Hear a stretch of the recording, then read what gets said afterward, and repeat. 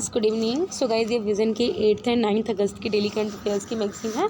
Guys इससे पहले 6th अगस्त की मैंने आज डेज मॉर्निंग में अपलोड कर दिया है। बाकी 7th अगस्त की जो बची हुई है वो मैं कल कोशिश करूँगी कि कल मॉर्निंग में अपलोड कर दूँ। फाइन, तो चलिए हम आज की फर्स्ट न्यूज़ स्टार्ट करते हैं। That is the chief justice of India release vision and mission statement of NALSA and the legal services app. Fine, तो गाइज ये जो हमारी न्यूज़ है पॉलिटी एंड गवर्नेंस में कवर होगी अंडर GS2। फाइन, तो गाइज हम सबसे पहले देखते हैं नालसा है क्या। फाइन, नालसा की फुल फॉर्म है that is the national legal services authority. Fine, ये एक्ट था, इसको इसलिए पास किया गया था। देखो हम सबसे पहले पढ़ लेते हैं। नालसा को कॉन्स्टिट्यूट किया गया था किसके अंडर? लीगल सर्विसेज अथॉरिटी 1987 के अंडर, जिसके अंदर हम क्या करते हैं, जो वीकर सेक्शन है जैसे SC ST हो गए या फिर जो बहुत मतलब कि लाइक इकोनॉमिकली वीकर हैं, हम उनको फ्री लीगल सर्विसेज प्रोवाइड कर सकें और लोक अदालत को ऑर्गेनाइज करते हैं सो दैट हम क्या कर सकें, डिस्प्यूट को जल्दी सेटल डाउन कर सकें। फाइन, 1976 में क्या किया था गवर्नमेंट ने, इवन आर्टिकल 39A जो कि DPSP के अंडर है उसको इंसर्ट किया था और इसके लिए उन्होंने 42nd अमेंडमेंट एक्ट किया था, आया था 1976 में, जिसके अंदर DPSP दैट इज स्टेट्स को डायरेक्ट कर दिया था कि हर एक स्टेट को क्या करना है, जो वीकर सेक्शन है उनको फ्री लीगल एड प्रोवाइड करनी है फॉर बाय सुटेबल लेजिस्लेशन और द स्कीम। फाइन, तो उसी बारे में क्या है, पार्लियामेंट ने ये एक्ट भी पास कर दिया था, इससे related legal services authorities act 1987। Fine, तो अगर अब आपको हिस्ट्री समझ में आ गई कि इसके पीछे की क्या हिस्ट्री है। फाइन, तो अभी क्या जो विजन और मिशन स्टेटमेंट लॉन्च की गई है, इसके अंदर नालसा का क्या विजन है वो डाला है सो दैट हम क्या कर सके, इंडिया में इंक्लूसिव लीगल सिस्टम को प्रमोट कर सके। मतलब कि हर एक जो बंदा है जो एक्चुअल में जिसको ज़रूरत है हम उसको प्रोवाइड कर सकें और उन लोगों को हम क्या कर सकें, फेयर और मीनिंगफुल जस्टिस प्रोवाइड कर सकें, मार्जिनलाइज और डिसएडवांटेज सेक्टर को। फाइन, इसके अंदर जो लीगल सर्विस मोबाइल एप्लीकेशन है उसमें भी कुछ फीचर्स आएंगे, जैसे लीगल असिस्टेंस, लाइक आप मोबाइल की ऐप है उसको थ्रू आप क्या कर सकते हो, लीगल असिस्टेंस मांग सकते हो, लीगल एडवाइस मांग सकते हो, या फिर और भी जो आपके ग्रीवेंसेज हैं, जो भी आपके दुख दर्द है उसको एड्रेस करेगी। फाइन, अभी हमारे इंडिया में क्या बैरियर्स हैं जो इसकी वजह से लोग लीगल सर्विस को असेस नहीं कर सकते। सबसे पहले क्या, अगर आपको आप सोचते हो ना बाहर ही कुछ सेटल डाउन हो जाए ले दे के, क्योंकि कोई भी कोर्ट नहीं जाना चाहता, क्यों? बिकॉज लेंथी और एक्सपेंसिव पूरा प्रोसेस है। इसके अलावा क्या, कहीं ना कहीं डिजिटली डिवाइड हो जाता है और पुअर कनेक्टिविटी हो जाती है, क्योंकि रूरल एरियाज में क्या है, इतना कनेक्टिविटी नहीं है, ऊपर से डिजिटली भी लोग इतना एक्टिव नहीं है, जिसकी वजह से जो लॉयर्स हैं वो भी उनको कोर्ट मतलब कि जैसे आजकल वर्चुअल चल रहा है, ई मोड में चल रहा है, वो उनको नहीं कर पाएंगे। फाइन, इसके अलावा क्या है, हमें क्या करना है, पुलिस स्टेशंस में भी क्या है, लीगल रिप्रेजेंटेशन की इतनी अच्छी नहीं है, मतलब लीगल इतना अच्छा रिप्रेजेंटेशन नहीं है, जिसकी वजह से क्या बहुत ज़्यादा कस्टोडियल टॉर्चर चलता है। आपने देखा होगा, जबकि पुलिस जैसे आप मूवीज़ में देख दो कि कोई जेल में मारा है, वो अलाउड नहीं है। फाइन, ऐसा आप टॉर्चर नहीं कर सकते हैं। फाइन, लेकिन क्योंकि पुलिस स्टेशंस पे भी अच्छे से कोई लॉ इम्प्लीमेंट नहीं होता, लोग देखते नहीं कि पुलिस स्टेशन में क्या चल रहा है, जिसकी वजह से पुलिस वाले भी ज़्यादा टॉर्चर करते हैं और पुलिस की एट्रोसिटीज़ भी हो रही है, जिसकी जबकि कॉन्स्टिट्यूशनल गारंटीज़ भी हैं, इसके बावजूद भी ये सब हो रहा है। इसके अलावा लीगल सर्विसेज और लीगल रिप्रेजेंटेशन के बारे में लोगों को अवेयर भी नहीं है। फाइन, अब आप देख सकते हो कौन से लोग हैं जो फ्री लीगल सर्विसेज को ले सकते हैं। आपको याद होना चाहिए, women and children, SC ST के मेंबर्स, इंडस्ट्रियल वर्कमैन हो गए, या फिर जो ऐसे बेगर्स या फिर जो ट्रैफिकिंग करी है उनके विक्टिम्स, या फिर victims of mass disaster, violence, flood, drought, earthquake, industrial disaster, disabled person हो गए, जो पर्सन अभी कस्टडी में है, या फिर जो पर्सन जिसकी एनुअल इनकम 5 लाख से ज़्यादा है और अगर उसका केस सुप्रीम कोर्ट के पास चल रहा है। फाइन, इसके अलावा जो सीनियर सिटीजन्स हैं वो फ्री लीगल एड तभी ले सकते हैं, वो डिपेंड करता है उस रिस्पेक्टिव स्टेट गवर्नमेंट ने क्या रूल बना रखे। ठीक है, तो हर एक सीनियर सिटीजन इसमें मतलब कि एलिजिबल नहीं है, डिपेंड करता है पर्टिकुलर स्टेट गवर्नमेंट के क्या रूल्स हैं, उसके अकॉर्डिंग वो एलिजिबल होगा ना। फाइन, नेक्स्ट न्यूज़ है, union government for textile calls for steps to boost Indian handloom industry. Fine, आपको पता है 7 अगस्त को नेशनल हैंडलूम डे था, तो उसी के दिन ये इसको क्या किया गया है, इंडियन मतलब कि कुछ स्टेप्स लिए गए हैं सो दैट हम क्या करेंगे, इंडिया की जो हैंडलूम इंडस्ट्री है उसको बूस्ट करें। फाइन, तो कहीं जो हमारी न्यूज़ है देखो सोशल इश्यूज़ में कवर होगी। फाइन, अभी क्या है 7th नेशनल हैंडलूम डे पे जो मिनिस्टर हैं उन्होंने बोला है कि हम क्या करेंगे, क्वाड्रपलिंग हैंडलूम एक्सपोर्ट्स, मतलब कि हमें क्या करना है, जो एक्सपोर्ट होता है उनको हमने 4 गुना करना है, जो अभी 2500 करोड़ है उसको हमें लेके 10,000 करोड़ तक करने हैं और इसकी प्रोडक्शन भी हमें डबल करनी है, दैट इज़ 60,000 करोड़ से 1.25 लाख करोड़ करनी है अगले 3 साल में, सो दैट हम अपने हैंडलूम सेक्टर की ग्रोथ को प्रमोट कर सकें। फाइन, जो नेशनल हैंडलूम डे है आपको इसकी हिस्ट्री पता होनी चाहिए, वेरी इंपॉर्टेंट, हमने लास्ट ईयर भी पढ़ा था। नेशनल हैंडलूम डे हम 7 अगस्त 1905 को एनिवर्सरी के रूप में बनाते हैं। इस दिन स्वदेशी मूवमेंट लॉन्च हुआ था और इसी की स्वदेशी मूवमेंट की एनिवर्सरी को सेलिब्रेट करने के लिए हम ये डे बनाते हैं, जब 1905 में लॉन्च किया गया था, जिसमें हमने पार्टीशन ऑफ बंगाल के अगेंस्ट क्या किया था, प्रोटेस्ट किया था। फाइन, इस मूवमेंट का ये है कि हमें अपने डोमेस्टिक प्रोडक्ट्स को क्या करना, रिवाइव करना है और उनके डोमेस्टिक प्रोडक्शन को इंक्रीज़ करना है। फाइन, हैंडलूम आपको पता है कि इक्विपमेंट होता है जिसको हम यूज़ करते हैं for weaving utilising manual power. ठीक है, अपने हाथ से सिलते हैं। फाइन, इसके अंदर 15% इंडिया की टोटल क्लॉथ प्रोडक्शन होती है, बस हाथ की सिलाई, रेडीमेड नहीं, हैंडलूम के थ्रू 15% इंडिया की टोटल क्लॉथ प्रोडक्शन होती है, जिसकी वजह से, जबकि जो पावर लूम्स है उसकी वजह से 60% होती है। पावर लूम आपको ऑलरेडी पता है, इसे आप मशीन के थ्रू क्या करते हो, कपड़े को सिलते हो इलेक्ट्रिसिटी यूज़ करके, टू वीव क्लॉथ होता है पैटर्न, जो रेडीमेड क्लॉथ होता है। गवर्नमेंट के इनिशिएटिव्स क्या है, नेशनल हैंडलूम डेवलपमेंट प्रोग्राम है, सो दैट हम अपने हैंडलूम सेक्टर को बढ़ा सकें। Comprehensive handloom cluster development scheme, yarn supply scheme, handloom weavers comprehensive welfare scheme.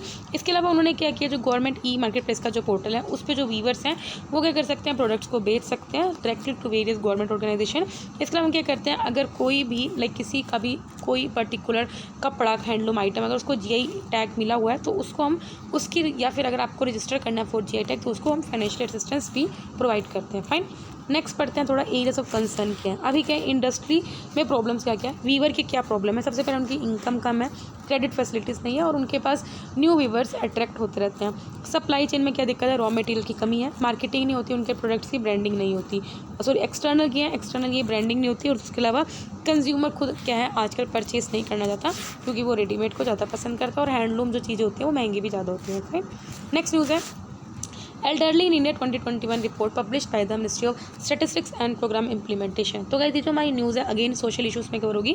सबसे पहले इसमें ये इंपॉर्टेंट होगा कि एल्डरली इन इंडिया किसके द्वारा रिपोर्ट पब्लिश की जाती है। आपको कन्फ्यूज़ किया जाता है किया जा सकता है ministry of social justice and empowerment के द्वारा, लेकिन आपको कन्फ्यूज़ नहीं होना है, ये किसके द्वारा पब्लिश की जा रही है, ministry of statistics and programme implementation के द्वारा। अभी क्या जो ये रिपोर्ट आई है इसका ही नहीं है कि हम ये देखते हैं कि जो हमारी कंट्री में जितने भी एल्डरली पॉपुलेशन है जो 60+ हैं वो क्या प्रॉब्लम्स फेस कर रहे हैं और हम उनकी किस तरह से हेल्प कर सकते हैं सो दैट हम उनके में पॉलिसीज़ को बना सकें।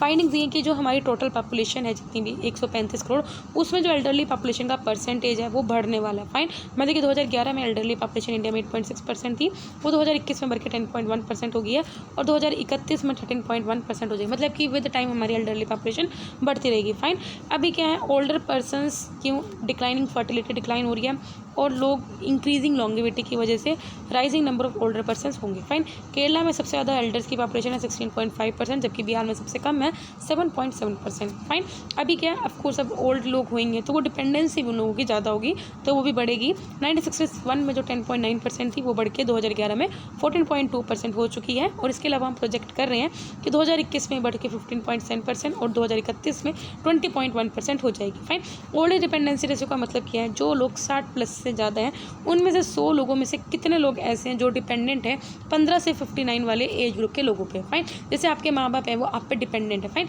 तो वो उसमें काउंट होंगे ओल्ड एज डिपेंडेंट, मतलब कि वो लोग जो डिपेंडेंट है किसी पे। फाइन, अगर इंडिपेंडेंट जो 60+ के बाद भी इंडिपेंडेंट अपना कमा रहे अपना खा रहे। Fine, that is literacy level जो एल्डरली मेल्स और फीमेल्स के अंदर इंप्रूव हुआ है in both rural and urban areas. इसके अलावा जेंडर गैप काफ़ी ज़्यादा देखने को मिला है, ओनली जो 28% फीमेल हैं जो एल्डर हैं वो लिटरेट हैं एज कम्पेयर टू 59% मेल और as per census of 2011। Fine, major problem क्या है, जो लोग एज हो जाते हैं सबसे पहले उनको इकोनॉमिकली प्रॉब्लम्स आती हैं, फिजियोलॉजिकली प्रॉब्लम्स आती हैं। फाइन, हाउसिंग रिलेटेड प्रॉब्लम्स और उनके अगेंस्ट क्राइम्स भी होते हैं, लाइक उनके बच्चे ही कर देते हैं। फाइन, स्टेप्स क्या ले रखे हैं सो दैट हम एल्डर लोगों की हेल्थ और वेलबींग को प्रमोट कर सकें।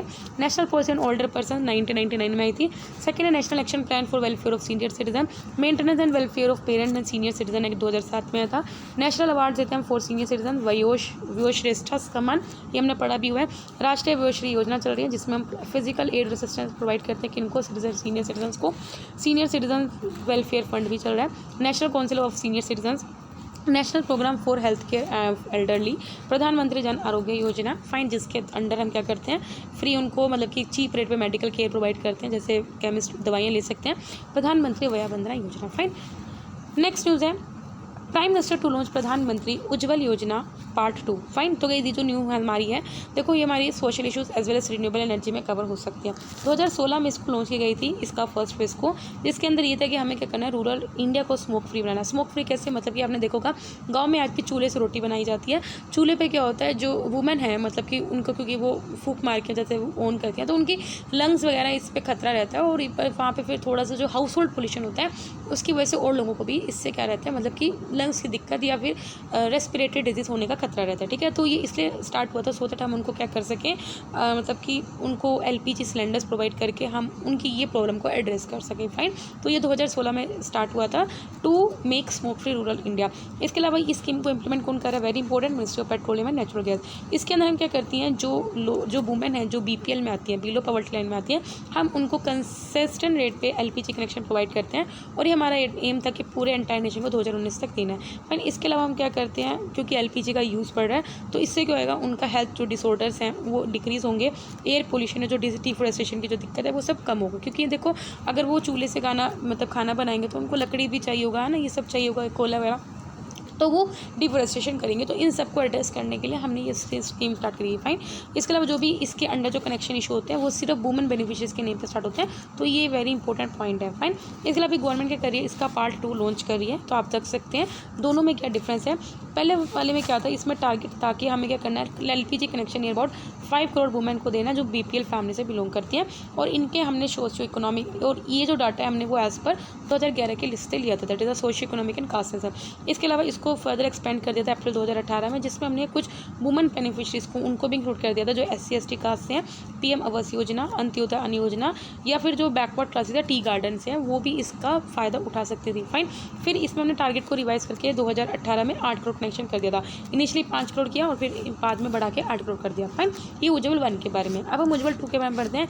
इसके अलावा क्या जो बेनिफिशरीज हैं उनको कोई डिपॉजिट फ़ी नहीं करना पड़ेगा LPG कनेक्शन के लिए, बट ऑल्सो उनको पहला जो रीफिल होगा वो फ्री मिलेगा, लाइक जो आपको सिलेंडर है वो पहला फ्री मिलेगा, ठीक है, with minimum paper work, fine. इसके अलावा जो माइग्रेंट्स हैं, अब उनको अगर LPG कनेक्शन चाहिए तो उन्हें अपना कोई राशन कार्ड का प्रूफ या कोई एड्रेस प्रूफ देखने की ज़रूरत नहीं है, वो सेल्फ डिक्लेयर कर सकते हैं, वो सफिशिएंट होगा। यूनियन बजट 2021-22 में ये बोला है कि हमें क्या करना है, जो लो इनकम फैमिलीज हैं उनको 1 करोड़ एडिशनल कनेक्शन प्रोवाइड करना है जो कवर नहीं थे under the first phase of the PM this योजना, फाइन, उज्ज्वल योजना। गाइस आई होप आपको समझ में आएगा। नेक्स्ट न्यूज़ पढ़ते हैं। Ladakh remove need for the inner line permit for Indian nationals, fine. तो गाइस ये जो हमारी न्यूज़ है किस में कवर होगी, ये हमारी इंटरनल सिक्योरिटी में कवर होगी। आपको पता है ना अभी तक ILP क्या होता है, सबसे पहले हम ये पढ़ते हैं। देखो नॉर्थ ईस्ट की कुछ स्टेट्स हैं, अगर आपको वहाँ पे एंट्री करनी है तो जैसे आपको परमिशन लेनी पड़ती है, फाइन, वहाँ की स्टेट गवर्नमेंट से, फाइन। तो इनर लाइन परमिट एक तरह का ऑफिशियल डॉक्यूमेंट होता है जो स्टेट गवर्नमेंट इशू करती है, जिसके थ्रू जो इंडियन सिटीजन्स है वो उस स्टेट में ट्रैवल कर सकते हैं, ठीक है, under IPL for a limited period of time. जितने टाइम के लिए आप करते हो उतने टाइम, जैसे आपको बाहर की कंट्री के लिए वीज़ा चाहिए तो नॉर्थ ईस्ट के कुछ स्टेट्स हैं जैसे अरुणाचल प्रदेश, नागालैंड, मणिपुर, मिजोरम। तो अभी तक वो 4 स्टेट्स में इंप्लीमेंट है, तो आपका चारों का नाम पता होना चाहिए, अरुणाचल प्रदेश, नागालैंड, मणिपुर, मिजोरम, ठीक है। ये इंडिया में इसलिए यूज़ किया जाता है सो दैट हम क्या कर सकें, नॉर्थ ईस्ट की जो कम्युनिटीज़ है, वहाँ की जो इंडिविजुअल कम्युनिटीज़ है उनको प्रोटेक्ट कर सकें, और गवर्नमेंट क्या कर सकती है, और लोगों की जो मूवमेंट है उनको रेस्ट्रिक्ट कर सकते हैं, रेगुलेट कर सकती है, मॉनिटर कर सकती है, फाइन। जो ILP का जो कंसेप्ट आया था वो कहाँ से आया था, from the Bengal eastern frontier regulation of 1870। Very important, आपसे डायरेक्ट पूछा जा सकते हैं, जिसके अंदर ब्रिटिश ने ये रेगुलेशंस को फ्रेम की थी सो दैट वो आउटसाइडर्स की एंट्री को रेस्ट्रिक्ट कर सके या रेगुलेट कर सके। इसका एम यही था कि जो ब्रिटिश की जो अपना क्राउन था उसके कमर्शियल इंटरेस्ट को प्रोटेक्ट करने के लिए ब्रिटिश ने ये फ्रेम किया था, from trading with in the this region, fine. तो अभी आप देख सकते हो जरा अभी क्या है, लद्दाख एडमिनिस्ट्रेशन ने ये बोला है कि हमें इंडियन नेशनल, क्योंकि आपको पता है बहुत लोग हैं जो लेह लद्दाख जाते हैं, तो उन्होंने बोला क्योंकि अभी लद्दाख को शेड्यूल्ड ट्राइब रीजन के अंडर भी ऐड किया, तो वो चाह रहे थे कि इंडियन मतलब कि लद्दाख को हमें ILP सिस्टम के अंदर जाना चाहिए, लेकिन लद्दाख का जो एडमिनिस्ट्रेशन है उन्होंने बोल दिया कि नहीं, हमें ILP सिस्टम की ज़रूरत नहीं है, क्योंकि अगर किसी को यहाँ पे विजिट करना है, बिकॉज अगर आप ILP का सिस्टम लगा दोगे तो हर बंदे को घूमने से परमिशन लेनी पड़ेगी, तो जिसकी वजह से जो लद्दाख का टूरिज्म है तो उसे वो कुछ पे रेस्ट्रिक्ट होगा, फाइन। तो इसलिए लद्दाख ने बोला कि नहीं, हमें नहीं चाहिए, सो दैट वो अपने रूरल टूरिज्म को प्रमोट कर सके और अपने इंडिया की सॉवरेनिटी को भी रखा सके, फाइन। फॉरनर्स अगर उसको हाउएवर अगर वो वहाँ पे कुछ प्रोटेक्टेड एरियाज है, लद्दाख के भी जो कुछ प्रोटेक्टेड एरियाज़ हैं, ठीक है, अगर उनको जाना है तो उन्हें परमिट लेनी पड़ेगी, जिसे प्रोटेक्टेड एरिया परमिट बोलते हैं, जिसकी वैलिडिटी बढ़ा के 7 दिन से 15 दिन कर दी है, फाइन। तो इंडियंस के लिए ILP नहीं है, लेकिन देखो गाइस, जिस तरह ILP लेनी पड़ती है उसी तरह फॉरनर्स को क्या लेना पड़ता है, प्रोटेक्टेड एरिया परमिट लेनी पड़ती है नॉर्थ ईस्ट स्टेट के लिए। लेकिन लद्दाख के लिए अगेन वेरी इंपॉर्टेंट, इंडियंस को अब ज़रूरत नहीं है, लेकिन फॉरनर्स को अभी भी ज़रूरत होगी, फाइन। नेक्स्ट न्यूज़ पढ़ते हैं। States setup the capital expenditure as a tax revenues rise, fine. तो गाइस ये जो हमारी न्यूज़ है इकोनॉमी में कवर होगी। कैपिटल एक्सपेंडिचर आपको पता होना चाहिए, 2 तरह का एक्सपेंडिचर होता है, रेवेन्यू, कैपिटल, फाइन। रेवेन्यू क्या होता है, जो चलता रहता है, जैसे आपके घर के खर्चे हैं, डेली के डेली चलते रहते हैं। कैपिटल एक्सपेंडिचर क्या होता है, जो आपका एक बार का खर्चा होता है, बहुत बड़ा खर्चा होता है, लेकिन आपको उसका रिटर्न मिलता है। जैसे आपने रोड्स बना दी, जैसे आपने लॉन्ग टर्म खर्चा, लेकिन आपको उसके बदले में कुछ मिलेगा। रेवेन्यू एक्सपेंडिचर, जैसे आप सैलरी दे रहे हो, फाइन, मंथली दे रहे हो किसी की सैलरी, तो उसको revenue expenditure. Tax revenue rise हुआ है, मतलब कि टैक्स जो स्टेट्स हैं उनके पास टैक्स ज़्यादा इकट्ठा हुआ, जिसकी वजह से अब उनका कैपिटल एक्सपेंडिचर भी बढ़ेगा, फाइन। तो स्टेट गवर्नमेंट ने क्या किया, अपने करंट जो 2021 का जो फाइनेंस उसके फर्स्ट क्वार्टर के ईयर में जो कैपिटल एक्सपेंडिचर है वो बढ़ा है, फाइन। जिसकी वजह से क्या है, क्योंकि प्रीवियस ईयर में क्या है, ये डिक्लाइन हुआ था बिकॉज कोविड-19 पेंडेमिक आ गई थी। हाउएवर इस बार भी है, लेकिन स्टिल इन्होंने बोला है पिछले साल क्या था, कोविड पेंडेमिक की वजह से कैपिटल एक्सपेंडिचर डिक्लाइन ट्रेंड पे जा रहा था, लेकिन इस साल बढ़ाया गया फर्स्ट क्वार्टर में। यूनियन गवर्नमेंट कैपिटल एक्सपेंडिचर क्या होता है ऑलरेडी बता चुकी हूँ। वो मनी जब आप स्पेंड करते हो, स्टेट स्पेंड करती है, अगर वो कुछ एसेट खरीदती है, लैंड, बिल्डिंग, मशीनरी, इक्विपमेंट, या फिर वो शेयर में इन्वेस्ट करती है। कैपिटल एक्सपेंडिचर एम्प्लॉयमेंट क्रिएट करता है, स्पेशली पुअर और अनस्किल्ड लोगों के लिए, और इसके और ज़्यादा इफेक्ट होते हैं, मतलब कि अच्छे इफेक्ट होते हैं। जैसे हमारी प्रोडक्टिव कैपेसिटी बढ़ाते हैं फ्यूचर में, जैसे अगर रोड बना रहे हैं, ठीक है, और higher rate of economic growth हम इससे एक्सपेक्ट कर सकते हैं।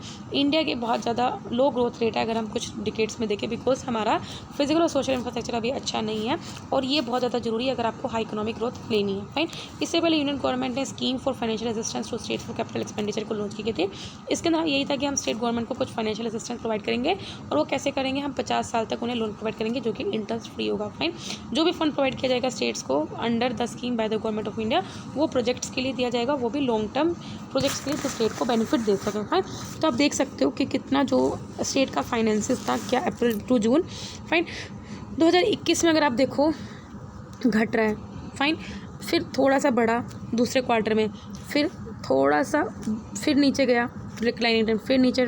टैक्स रेवेन्यू देख रहे हैं, ठीक है, टैक्स रेवेन्यू घटा, फिर लेकिन यहाँ बोरिंग्स ये बढ़ गई, ठीक है, ये बोरिंग्स बढ़ गई 2021 में। अब 2022 का देखो रेड में, कैप जो हमारा बोरिंग्स थी वो कम हुई है, मतलब हमने उधारी कम करी है। रेवेन्यू हमारा 45% बढ़ गया है, एक्सपेंडिचर भी इसलिए बढ़ा है 17%, रेवेन्यू एक्सपेंडिचर भी बढ़ा है 11%, फाइन। और इसके अलावा ये क्या भाई, हाँ, कैपेक्स ये भी बढ़ा है, फाइन। नेक्स्ट न्यूज़ है, छोटी छोटी न्यूज़। सबसे पहले है प्रधानमंत्री दक्षता और कुशलता संपन्न हितग्राही, फाइन। तो अभी क्या रिसेंटली देखो, अगेन वेरी इंपॉर्टेंट, किसके द्वारा लॉन्च की गई है, ministry of social justice and empowerment के द्वारा। एक पीएम दक्ष पोर्टल है और एक पीएम दक्ष मोबाइल ऐप है, जिसको डेवलप किया गया है किसके साथ, कोलैबोरेट करके नेशनल ई गवर्नेंस डिवीजन के द्वारा, सो दैट हम क्या कर सकें, कुछ जो ग्रुप्स हैं, जो टारगेटेड ग्रुप्स हैं, उनको हम स्किल डेवलप करा सकें, स्किल डेवलपमेंट स्कीम्स का वो असेस कर सकें, फाइन। तो पीएम दक्ष क्या आपको पता होना चाहिए, it is related to skill development scheme from ministry of social justice empowerment. देखो अगेन आपको यहाँ पे कंफ्यूज कर सकते हैं, ministry of skill development and enterprise करके, फाइन। तो आपको पता होना चाहिए स्किल डेवलपमेंट रिलेटेड स्कीम है, लेकिन लॉन्च किसके द्वारा की गई है, ministry of social justice and empowerment के द्वारा, फाइन। 2020-21 से शुरू होगी, और इसका एम ये कि हमें क्या करना है, जो SC OBC और जो सफाई कर्मचारी हैं, हम उनको उसके रिलेटेड जो 2.71 लाख लोग हैं उनको हम फ्री ट्रेनिंग प्रोवाइड करेंगे। क्या क्या प्रोवाइड करेंगे, अप स्किलिंग, रीस्किलिंग करेंगे, जो लोग ऑलरेडी एम्प्लॉयड हैं उनको रीस्किल करेंगे, शॉर्ट टर्म ट्रेनिंग प्रोग्राम करेंगे जो फोकस करेगा सेल्फ एम्प्लॉयमेंट पे, लॉन्ग टर्म ट्रेनिंग प्रोग्राम होगा या entrepreneurship development program, fine. Next news है perseverance rover of the NASA, fine. तो अभी के रिसेंटली क्या, जो नासा का परसीवरेंस रोवर है, जो कि मार्स 2020 मिशन का एक पार्ट है, उसने मार्स के सरफेस से पहला होल ड्रिल कर दिया है, लेकिन वो वहाँ से सैंपल लिफ्ट करना, मतलब एक खड्डा तो कर दिया, लेकिन वहाँ से सैंपल लिफ्ट करना, सैंपल उठाना भूल गया, फेल हो गया। ये कहाँ पे, मार्स में फरवरी में लैंड हो गया था, कहाँ पे, इस क्रेटर पे। और रोवर जो है वो एस्ट्रोबायोलॉजी मिशन पे है, जिसके अंदर हम एंशियंट लाइफ के कुछ साइंस को कलेक्ट करेंगे, रॉक के या फिर जो ब्रोकन रॉक सोयल उनके सैंपल कलेक्ट करेंगे, और वापस उसको अगर पॉसिबल हो तो उसको अर्थ पे वापस लाएंगे। इससे पहले एक इंजीनियरी था जो कि एक स्मॉल रोबोटिक हेलीकॉप्टर था, उसको विद परसीवरेंस भेजा गया था, उसने पहला पावर कंट्रोल फ्लाइट थी, उसको कंप्लीट कर दिया था by an aircraft outside the earth. Next है जय तलवार एक्सरसाइज। तो आपको पता नहीं जी किस किस के बीच में, नेवल एक्सरसाइज है, सबसे पहले नेवी के बीच में एक्सरसाइज है, कहाँ के बीच में, इंडो और UAE, that is United Arab Emirates. कहाँ पे हुई है, अबू धाबी के कोस्ट पे हुई है, सो दैट हम दोनों कंट्रीज़ में मिलिट्री कोऑपरेशन को इंक्रीज़ कर सकें। नेक्स्ट है, ये हमने शायद अपने पढ़ा होगा, mixing of Covaxin and Covishield. अभी क्या है, ICMR के द्वारा स्टडी हुई, that is the Indian council of medical research. उन्होंने बोला कि अगर हम कोविशील्ड और कोवैक्सीन की डोजेस को मिक्स कर दें, वो सिर्फ सेफ़ ही नहीं है। पहले हम सोचते थे अगर उसने पहली डोज कोवैक्सीन की लगा ली, बात की कोविशील्ड, या मतलब वाइस वर्सा हो गया, तो शायद सेफ़ ना हो। लेकिन अभी बोला है कि अगर हम दोनों की डोज को मिक्स कर दें तो वो सिर्फ सेफ़ ही नहीं है बल्कि ज़्यादा इम्यूनिटी रिस्पॉन्स अपने अंदर पैदा कर रही है। ये पहला साइंटिफिक एविडेंस है इंडिया से जिसमें ये देखा गया है जब वैक्सीन को मिक्स करके चीज़ देखी गई है प्रोफाइल को। फाइन। वाइल जो कोविशील्ड है वो हम ऑलरेडी पढ़ चुके हैं। वायरल वेक्टर वैक्सीन प्लेटफॉर्म है Covaxin inactivated whole virus vaccine platform, मतलब कि कोवैक्सीन जो बनाया गया है उसमें कोविड का वायरस है उसी को इनएक्टिव करके डाला गया, जबकि कोविशील्ड में हम क्या करते हैं किसी और वायरस को इनएक्टिव करके डाला गया है। ठीक है, फाइन। तो ये बात है।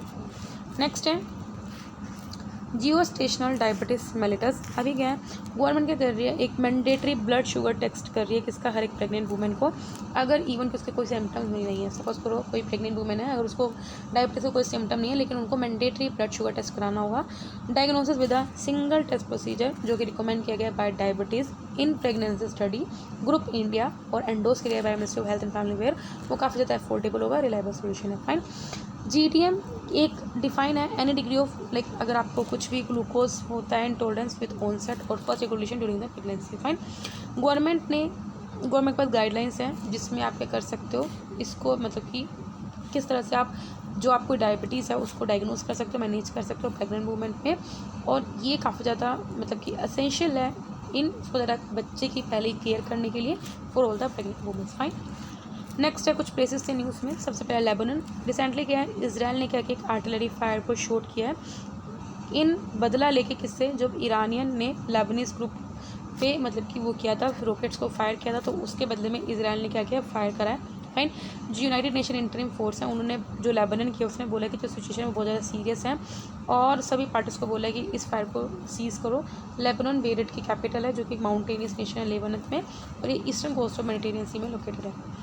फाइन। लास्ट में कुछ पर्सनैलिटीज़ न्यूज़ में थी। सबसे पहले सरला ठाकुर। फाइन, ये इंडिया की फर्स्ट वुमेन थी जिन्होंने एयरक्राफ्ट को पहली बार फ्लाई किया था और इनको ऑनर किया गया गूगल के द्वारा honour 107th birth anniversary with a unique doodle. She completed, इन्होंने flight 1000 hours of flight time को कंप्लीट कर लिया था और इनको ए लाइसेंस मिला था जो कि एक अनदर फर्स्ट वुमेन थी इंडियन वुमेन। इसके अलावा ये एक पेंटर और डिज़ाइनर भी थी। फाइन। नेक्स्ट है मनानिया चमन लाल।